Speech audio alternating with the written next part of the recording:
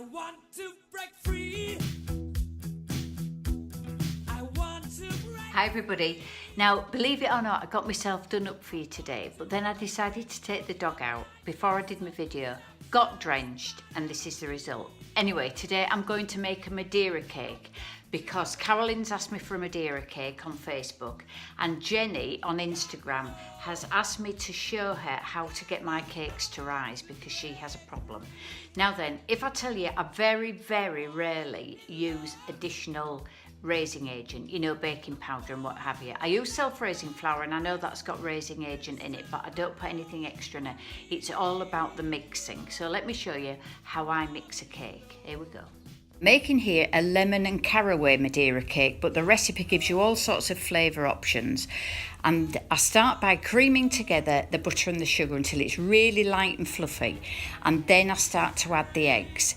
And the way I do it, I drop an egg in and then I put my whisk on the top, and I don't move the whisk around very much until all that egg is well emulsified with the fats.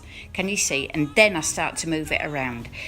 Do it again with the second egg, drop the egg in, keep the whisk still but on full speed, and then start to move it around, and you get a really smooth mixture.